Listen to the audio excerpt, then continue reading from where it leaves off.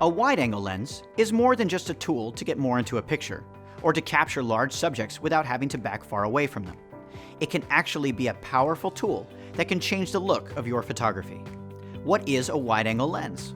Traditionally, photographers have considered lenses with focal lengths of 35mm or lower to be wide-angle. The lower the millimeter number, like 24mm, 20mm, and so on, the wider an angle of view the lens has, and the more expansive its view in a picture or video. These traditional numbers still apply if you work with a full-frame digital camera. But many of today's cameras, like Canon's EOS Rebel models and mid-range cameras like the EOS 70D or 80D, use a smaller imaging sensor. To get the same wide-angle coverage with them, a lens needs a shorter focal length. So, in general, if you use a camera with the smaller APS-C size image sensor, assume you'll need a lens that's about 22mm or lower to get a wide-angle look. Actually, the standard zoom lens many of you bought with your camera will provide a good entry into wide-angle photos and video. Lenses like the 18 to 55mm zoom for APS-C cameras, or a 24 to 70mm or 24 to 105mm for full-frame cameras will give you wide coverage at their lower zoom settings. Wide-angle lenses can be great for including broad expanses into your pictures and video. Interiors, entire buildings, and of course landscapes are often captured with wide-angle lenses.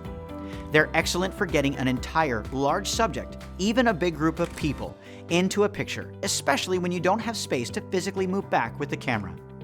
In addition to seeing a wide field of view, another wide-angle lens characteristic is that things near the camera look larger in proportion to the rest of a scene. If you zoom to a wide setting, and then take a few steps closer to nearby subjects, you'll find your images often gain a real visual power and don't just look like everything's far away. This is one of the most important ways to get great wide-angle images. Put something interesting in your foregrounds, keep your lens zoomed wide, and get in close to it. The next step for most of us is to consider stepping to an ultra-wide-angle lens, which goes beyond what the standard zooms can capture. Now, magnificent images of interiors or strong, powerful images of subjects like cars, monuments, or even flowers in a garden can be at your fingertips.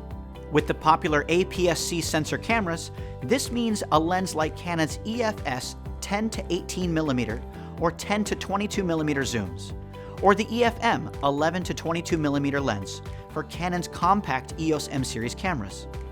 If you shoot with a full-frame camera, you'll get the same look from lenses like the EF 17 to 40mm or 16 to 35mm zooms, or even a fixed focal length lens like the EF 14mm f2.8. Any of these will bring you solidly into ultra wide-angle territory and put that visual power into your hands.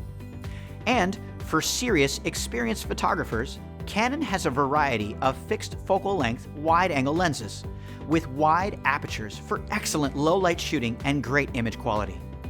Lenses like the 35mm f2.IS and the 24mm f2.8 IS are great examples.